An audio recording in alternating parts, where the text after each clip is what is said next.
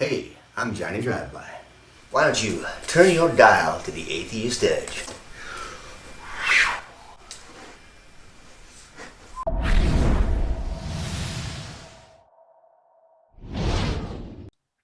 Yeah, That's absolutely. brilliant, David. I could not have said that better. My God, I'm Yeah, do and yeah. I, I, I, I totally agree with you, David, that, it does discount the very real issue of, um, of mis sexual misconduct and rape happening on both sides of that. Absolutely. And it is a huge stigmatized thing of men being mistreated in that way by women. That's something It's that just so rare, that though. is, I have a daughter. I have a 16-year-old daughter, and I know she is far more likely to be sexually assaulted. 1 in 3 chance of being sexually assaulted, and I have to have those talks with her that I would not necessarily have to have with a boy. Statistically speaking. So I do get that there's a reason for it, but I just wish we could come up with hashtags that are supportive of victims without also demonizing an entire group of people, as though if you don't teach me how to rape, my default is to rape. It's hard for me to I get on mean, your side, right? yeah, no, and I wouldn't have been the person to make that hashtag, but just in the defense of the hashtag, though, I'm not sure that it is speaking to, um I'm not sure it's taking that direction of like everybody needs this. It's about, But if it's you know, perceived that way, Courtney. yeah. See, It's just that there's, David's making a point more. If I was as eloquent as he was, we could have avoided a lot of turmoil, you and I, in subsequent, debates on this issue. yeah, it's just that, the other angle of that is um the reality that this is such a pervasive issue that that needs to be shifted in the society. And how do you reach the incredible number of people who perpetuate this and are affected by this? You have to say something that is a message to all people, because you don't know who it will be for. And so, the whole hashtag not all thing, I understand it and I agree with that. It's just that I feel like there's a portion of that that is for our entire society. It's a message for everyone. So I think that, conversations around sexual consent and bodily autonomy, I think that it has a much more use than trying to label a certain group as being all good or all bad. So yes, I totally agree, but I just feel like there is a place for us trying to speak to our overarching society versus just anybody who it happens to be pertinent to, if that makes sense. We've got 15 minutes left. We're going to have to go fast. And remember that the last question is going to be what we ask all our guests that come on our show. So it's a standard question that we ask everyone. We've got to get to that. So I just like to point out that when David brought up the hashtag Black Lives Matter 2, why hadn't I never thought of that before? Awesome. And I'm also thinking, I actually saw that try to start at one point. oh, really? Okay. Yeah, it just never caught any traction. I'm trying to think how was that that could have avoided so much. And the bigger picture about this entire last half hour is that we are strawmanning ourselves and we're causing more trouble. We could progress our movement so much better if we chose better nomenclature. Let me say, I think the reason it probably didn't catch on is because we shouldn't have to add the two, right? We should all just be able to understand that Black Lives Matter, period. Mm-hmm. And when the response is all lives matter, we can adjust to that. But I think people would have an argument in saying, no matter what we say, though, those who don't want to hear us won't hear us, which is why I love the other day, there was a sign out at a Trump rally that said, Jesus matters. And someone put a sign next to that said, all gods matter. And I think that was like the greatest response. Like, this is the point, and the analogy's been used about, the there's a fire in a neighborhood and the fire truck shows up and is putting that fire out, and you run out of your house going, hey, my house matters too. There's a serious problem facing the Black community, and collectively we need to come together and stop that. We shouldn't have to add the two, but to stop ourselves from being straw man so much, it might help to think through these hashtags a little bit. But there's not like a hashtag committee who was deciding on these things. We can't really do anything about it. It just starts organically. It happens. Right. And if they grab onto it and it's working for them, then I'm like, well, if Black Lives Matter is it's working for you and that's what's getting you guys going, then I'm not going to argue with it. It's what's motivating. It's motivating for them. Yeah. So, and there's not a lot you can do about it. Like you said, there's not a hashtag, committee that goes over these things and proposes them and then puts them out there. It's just, these are organic processes. And I don't think it's really like, yes, I agree that if you can brand a hashtag so that it appeals to everybody, then more power to you. But I don't think it's really useful to spend too much time trying to come up with things that the other side, the anti-liberals, as I call them, because it's really the right, whatever they want to call themselves, are not going to misuse in some way. They're very good at doing that. They're masterful at taking what other people say and twisting and turning and using it. I mean, it's partly how they got Trump in office. Well, but here's the thing. You can try, but if you focus on it too much, you're going to get bogged down in the weeds. I don't know. On my show, I take a very specific approach of saying things like, if say I'm talking about the problem of evil, for example, and I'll say to the believer in my studio, I'll say, if you were in charge, would you have created a torture chamber like hell? And they're like, well, no. I go, if you were in charge and I didn't think you were the actual one who made me, do you think I deserve to be thrown into a lake of fire or tortured if I doubted that you were my creator? And they would say, well, no. And I say, well, I think you have a higher morality than the God you worship. Mm-hmm.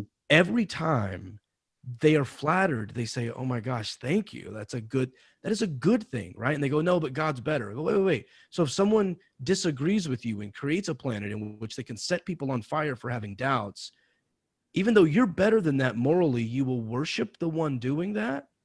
It causes them to think about their position, because either they have to admit that God does some evil shit, or they have to argue from the position of the bad guy, right? And so something like a Black Lives Matter 2 would take all the people who said all lives matter and make them have to say, no, white lives matter.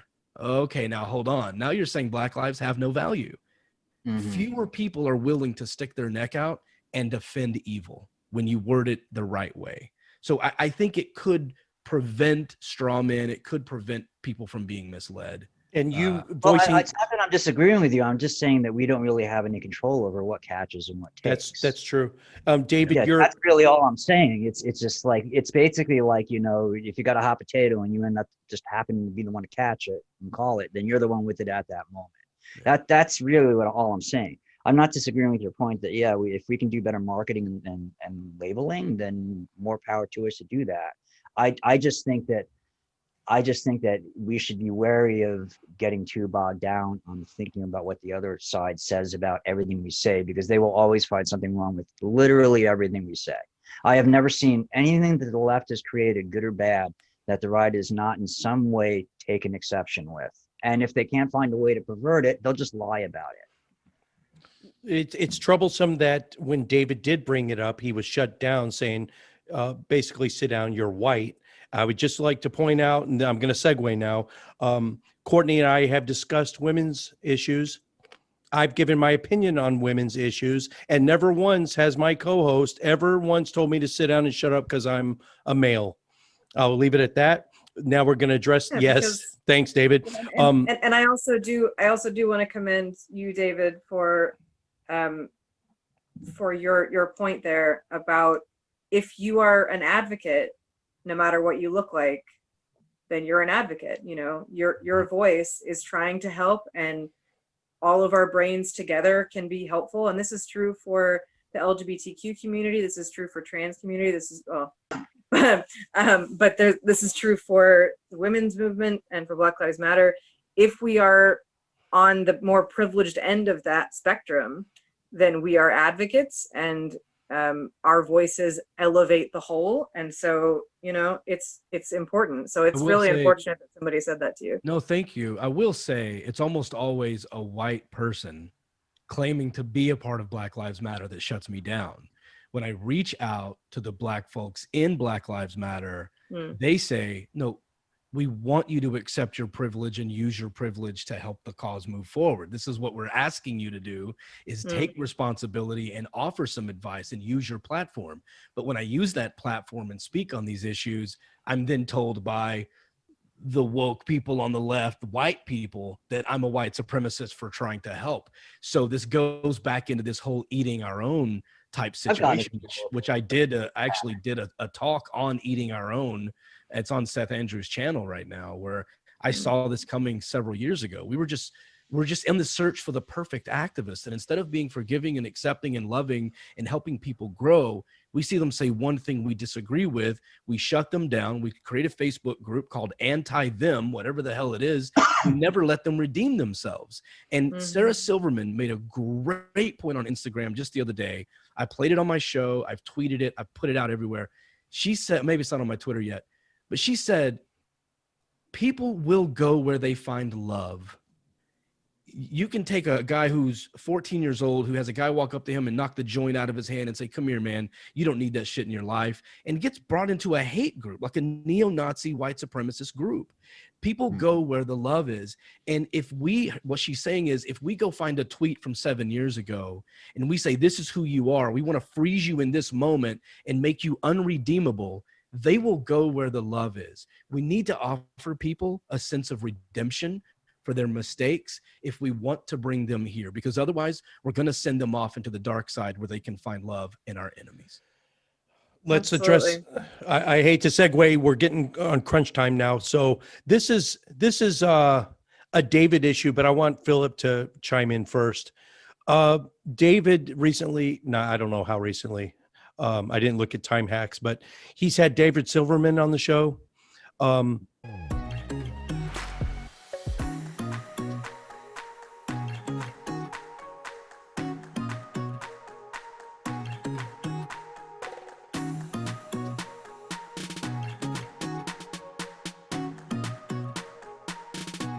I'm not going to belabor this, but we booked him for our show and we canceled him. We canceled the booking. And officially, the reason we canceled was because we could not reach the other side for comment. Unofficially, and this is the first time anyone's ever heard this, an atheist personality bigger than the four of us put together called me personally on my cell phone and basically told me not to do it. And I succumbed to the pressure. So there's that. Wait a minute. But Yeah. there was a legal reason that the other side couldn't speak on the issue. Oh, I'm not as saying well. that my 10% reason for not doing it is totally justified, but I'm saying to you mentally, 90% of the reason we canceled that is because of I bowed to the pressure. Someone that could destroy our channel with one tweet had a problem with him being on our show. Even if the other side could respond and chose not to, we still wouldn't have him on because I'm a wuss. Well, it was just that when we voted on it, that's what we spoke about was whether or not we could give This is news to you. a due voice to both sides. Yes. And the reason was because we couldn't give a balanced take on the situation because we couldn't have both sides. So we just refused to do it. Anyway, I want to hear Philip's take on it. Having someone like David Silverman on David's show, is that a problem for you, or is it giving voice? I don't really follow what he's done in a while. He's been accused of sexual assault. Yeah, you see, I can't comment because I don't really know. Like, you have to remember, I haven't really been involved. Okay, let me switch gears then. You were on NonSequitur show, a person who once had a convicted rapist. Now, just being on his show, you got some backlash, not as much as I did for coming on a show, but I wasn't even aware of it, actually. you know what? I was barely aware of it because I don't involve. I didn't know about that. I don't get I- embroiled in the drama, but I- just being on the show, I and you as well caught a lot of backlash for being on that show because funny, I didn't even in- see the backlash. Nobody even told me about it. but in the I missed all of it. yeah, I well, just went on the you're show because it saw like that fellow was there, and Cy, and he we got into a thing, and that was and he was literally the only one who he would agree to do it with, and so because I mean he seems like a nice guy, but I don't know Steve that well. I haven't watched anybody's shows in a while. I'm sorry. I don't mean to offend, this show seems great. It's just I've been too busy with school and work to really follow anything. So, and he agreed to do it. He graciously agreed to do it. And I got on the show, and it was the shit show that is to be expected of being on a show with Cy Rugengate. It went about exactly how I planned. But yeah, I don't know any of the details of any of it, so I can't really comment. As far as David goes, I wasn't even really aware he was doing anything in the atheist community anymore. I never really cared for him in the past, like when he was with American Atheists, because I felt that he was trying to push them in a conservative direction. He did some things that I thought were rather silly, like trying to have American Atheist table at the GOP, and I was just like, come on, when you're trying to be the log cabin Republicans for the atheist version of that. And he was good at raising money, but after a couple of years, he had that atheist TV show thing that was a total like wet firecracker. And I was just like, at that point, I'm like, well, you're not really generating anything positive for the atheist community that's taking them in a new direction. So that's the only comment I can say really on him, is just that I think he had a good start in the first year or two, but then I think his work and where he went with the atheist community, him and me went in different directions ideologically. I was at David, at the convention I was at where you were there, the American Atheist. I remember I approached some of the people who I guess were the American Atheist Council. I'm not sure what they're called. And I mentioned to them, I said, hey, the American Atheist community, you really need to be focusing on not just fundraising, but on how to do outreach to impoverished atheists. There's a lot of them out there. We see them on YouTube. We saw them in the blog channels. They had absolutely no interest in it at the time. And that's kind of when I broke, and I said, well, at the time, I want to focus on people like that. So I didn't really seek to do any work with them anymore. But the rest of it, I'm sorry, I haven't followed. My larger point was that there's a tendency to lash out against a host that brings on someone that brings someone on their show that they disagree with vehemently, or is. I would. The only thing I can say is, you mentioned it's a legal issue. I personally, if I had a show, I would be incredibly wary of bringing anybody on who has a legal issue that they want to discuss. That's just like, but that's me talking as a professional who deals with contracts and whatnot. I'm just like, it's a really bad idea to get involved in the publicizing of legal conflict when it hasn't been settled in a court of law. So in that context, I would say you probably made a good decision. Like, I don't know how it went with David, like if you had him on, but it's just, you're getting into peril there where you can screw yourself. He did have him on. And did it cross your mind, David, before you booked him? Did it what? Did it cross your mind the repercussions that you would inevitably face? No, not in the slightest. So there's so many moving parts here. So to start, the person that I think you're referring to, this giant atheist that could crush your show with a tweet, fuck that guy. Okay. Anyone who wants to shut down information is not someone who is in favor of public discourse. Legal issues are a separate matter. And from everything that I can recall that I had on my show, the legal aspect was over with by the time I had Dave on the show. In fact, we had audio of the court hearing that was made public already prior to my show existing. And the restraining order that the woman was seeking against Dave Silverman had been shut down by a judge because there was a lack of evidence that it was necessary. The story that she was telling was kind of all over the place. I brought Dave on to have his side told. I brought Rebecca on to have her side told. And I challenged both of them I agreed with Dave a little bit more on the situation. I did, but his side just made more sense. I tried to be respectful of Rebecca as much as I could, but she got very vitriolic, very attacking of me. And I'm never afraid to have conversations. I'll tell you like this. I've had Brian Fisher on my show multiple times who says things like, you know, he's on rightwingwatch.org all the time for saying shit like, you know, it should be illegal to be gay because they're spreading AIDS. That's a terrible thing to say. If I shut down and refused to talk to everybody that I thought was questionable morally, that would get rid of my entire platform. That's what I do. I reach out to people who I find are either wrong, controversial, broken, angry, upset. And I either want to get to the bottom of something, let them speak, challenge them, because or ultimately find out for myself that they are who the public says they were. I've had Eric Hovind on my show. I've defended him and then caught him in a lie. I've had Cy Ten Bruggencate on my show and caught him in a complete clusterfuck of a whirlwind of him telling me that my free choices are preordained by God. Mhm. What? I like to expose bad ideas. And if you hold bad ideas, your inability to defend them is weaponized against you on the platform. So anyone who's willing to come on and talk to me is taking that risk. So that's what I do. That's who I talk to. I intentionally reached out to Trump supporters, which, by the way, one of which was Dave Silverman. He hates Trump, but he was leaning toward voting for him. So we did a couple of shows in succession to find out. I tried to talk him out of it. I sent him links after the fact.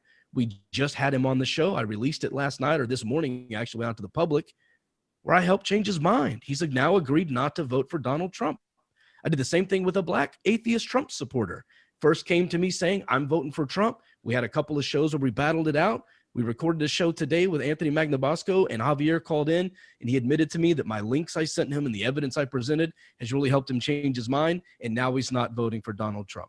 What would have happened if I would have ignored these people? What would have happened if I would have refused to have these people on my show because their views are controversial or people don't like them? I'm trying to change the hearts and the minds of people, including the listeners. And if I refuse to have them on my show, how can I reach them?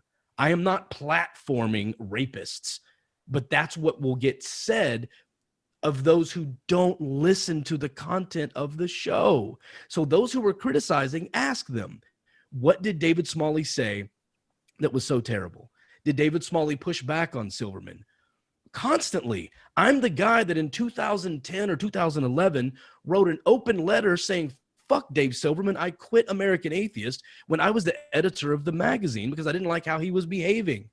And then we kind of made up, and then we had another falling out, and then we kind of made up again. We have a very contentious relationship, and we butt heads all the time. But ultimately, our conversations remain respectful. And that's what I try to do to my guest. And for anybody who says I shouldn't have someone on my show, I just don't give a shit what you have to say. And the person that I think you're talking about started sneakily talking shit about me on his Facebook, saying that I was small-minded for even entertaining having Silverman on. You know what I did? I invited him on to tell me why I was wrong. I asked him if he had listened to the actual podcast. Did he show up? He admitted that he did not listen, refused to come on, and then blocked me. And this is one of our great thinkers. This is one of our great debaters with diversity of thought. No, I'm sorry. I'm still in the camp of evidence matters. Let's talk about it, even if someone is terrible and wrong. And if you're in the camp of block, delete, you've lost your way. And if you want to spend a career beating up on people who can't keep up with you in arguments, fine. But don't act like you're morally and intellectually superior to everybody when there's a select few that you won't talk to publicly. That is a tough nugget to chew on. Oh, Courtney and I are going to have a nice long conversation, I think, afterwards. We have to get to the final question, guys. We are over time. Courtney, do you want to ask it? You've got it memorized, don't you? What? We're past time. What question? I know. I said we're over time. We got to ask our I standard think Courtney, question. Courtney doesn't like me anymore. Courtney's decided. No. No, I totally love what you had to say, Smalley. Love Oh, it. cool. I Okay. love it. Ask the Um, question, so- Courtney. What question? I don't even know. Oh, come on. Plugs? You've been on the show 3.5 years. It's been- Ask our final question. Plugs? What's our final No. question? No, the question we ask all our guests. You do it, Jim. I have no idea. Okay, we'll start with Philip. I have to tailor this depending on if you're a believer or a non-believer. Okay, today or tomorrow morning, we find out that Yahweh, God of the Old and New Testament, has revealed himself. Everyone in this chat room is completely wrong about everything. We were dead wrong. It's all true. Jesus did exist. He did all the miracles he was purported to. And Christianity is the religion. It was the right one all along. How would it change your life? And what would you do differently from this day forward? And what do I fucking care? I'm a Jew. I win out either way. I get heaven on earth. Christianity is right. Yes. So if there is no God, then oh well. If there is a God, and I'm one of the chosen people, so I'm good either way. I love it. That's great. That is so great.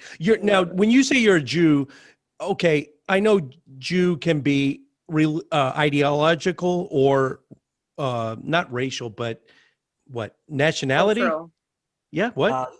Cultural. Cultural. Unfortunately, we're over time, and it's like this is like a conversation that can't be done in a matter of minutes. Okay. is the problem. So otherwise, I love to do Right. it, but we're doing. it too late in But the game. fact that your mother is Jewish, it's all on the maternal lineage, correct? So your mom had to have been I'm gonna Jewish. I'm gonna say yes because that's how most groups do it, but there are a couple out there that do patrilineal. Okay. And, So yeah. you're I'm saying a New York Jew. I got to make that specific too. I'm not just a Jew. I'm a New York Jew. Oh. Entirely other category of Jew.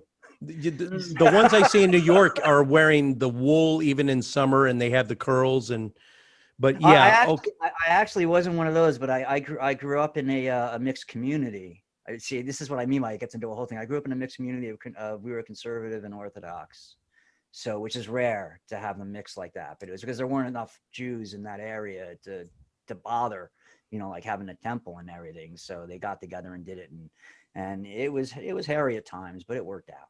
But yeah, but this is a conversation for another time. Synagogue. Awesome. David, same question. I think the beauty of my show is that not a lot would have to change.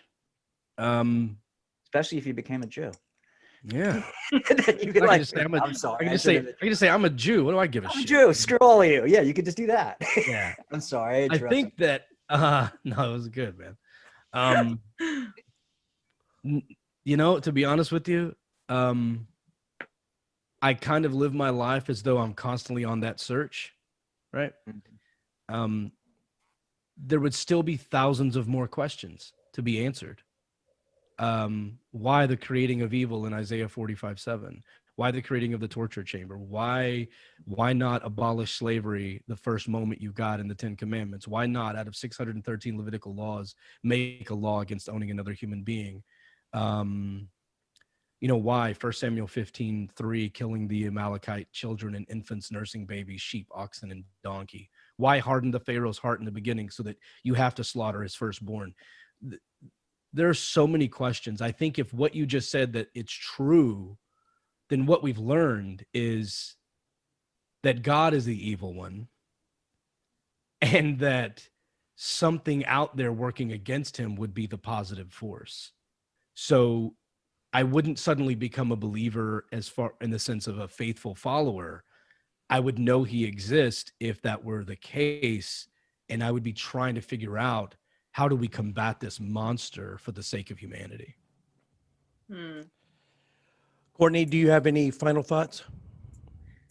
I love both of your responses. That's really great. Yeah, those were good. Yeah, that's kind of always been my take. David brought up are things that Jews, like my entire life, those are things that Jews deal with and address, and you get some fun stuff when you get it's a conversation to be had at another time. It's a discussion. It can be fun. Like, I don't know if you've ever actually, like, if you've had Jews on your show who are, I'm going to say New York Jews. if you ever had one of those types on, you know, and not I like think you might be the first Jew on our show. Holy crap. Yeah, because there's like an attitude bit there, and there's it's something that at some point you might want to do. If not me, somebody else. I mean, I'll tell you, I had a former Jew on my show one time. She said from New York, actually, I believe. She said that they used to write the word Amalek on the bottom of their shoe, and stomping in the classroom, saying we have to stomp out the Amalekites, and it was disturbing. Looking back at that as an adult, she was like, that is so mentally abusive to children, having to stomp on babies, essentially, proverbially in a classroom. But yeah, that's the closest I've gotten. Wow. That's insane. Next week's show, David, for some reason, were you former military? No. Oh, okay. Next week's show, I have this face. No, you give off this aura, like you. Or law enforcement, military, something. So I thought that. Anyway, next week's show is going to be all military atheists. But Philip, I would love to go down that rabbit hole with you on your ideas. No, well, actually, two. Your Trump versus Biden, platforms, and you've already started the student loans. And I know it's going to be really quick look at the others, but the only problem is if we don't do it like almost like soon, if it isn't done soon immediately, it almost it won't matter. Yeah, it won't be for the elections. Right. So exactly. I'm just going to say 15 minutes at least if you're concerned about your student education debt. Then 15-20 minutes with this spreadsheet and the discussion, and you'll be like, well, definitely I should vote for Biden if that's my single issue. I feel like we just got started. There's so much more I want to talk to both of you about. David, I know you're enormously busy. I just thank you so much for giving us 2 hours of your time, both of you. I feel like we just got started. There's so much more to cover. But I have an idea for you. If you would like to find someone that is an absolute enemy, hates me so much, has all sorts of reasons of hating me, and bring them on the show, I'll be happy to come on with them and talk with them and address the issues they have if they would like to bring specifics. Because I don't think I'm the monster that certain people have painted me to be, and I would love to know the thoughts behind it. So that is going to happen, my friend. I'm going to make that happen. And I don't want you to misconstrue the reason for having Philip on the show was not my intention to do that. But if you are open to that, I will love to do that. I'm gonna just. Was I supposed to hate him? I'm sorry. I should. I'm gonna. No.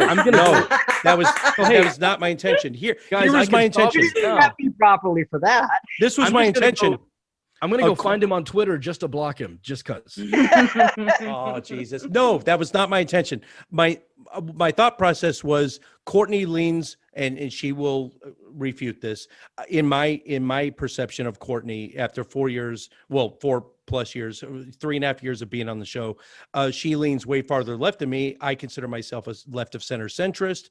David's a left of center centrist. We need somebody Courtney speed to help round this discussion out. That's why we had True Pooka on the show, to keep it rounded out. Unfortunately, I'm more of a policy liberal. So it's like, when you start talking about the ideas and movements and whatnot, it's like I usually, like, when I do a politics, I focus on what is the end result of the policy that's going to come about from this. What is the legal law? What is going to happen with this? Can we analyze? Can we do analysis of this?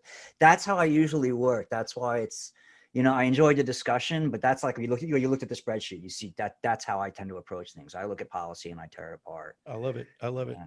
Well, my political leftism is it's funny because I just kind of have my own opinion about certain things, but anytime Jim comes to me with like something that's going on online that I have no idea what it is, my like off the cuff take is usually like makes so much sense to Jim. So it's really funny. I think I'm much more centrist than he thinks because I usually blow him away with how non-regressive left I am. It's really funny. You often surprise me at how close we are in ideology. When in my mind, I still consider you this far left, bleeding heart liberal, and you're not. Gentlemen, thank you so much. I hope we can do this again. David, I am definitely going to take you up on that offer. If you have a name in mind, shoot that to me. Philip, we have, it's going to be time sensitive. So yeah, the election's going to come and go. There's two things I wanted to talk about: Ruth Bader Ginsburg's passing and what it mean, the whole SCOTUS thing. And, Never got to it. and I was, you know, I wanted Jim, to, well, I wanted to Jim- lead off the show with James Randi. And I'm sure you have some Oh. personal recollections of the amazing Randy, and we never met even both. talked about that. I met both of them. So See? That would have been so cool. Let's do that next time too. yeah. All right, guys. Thank you so much.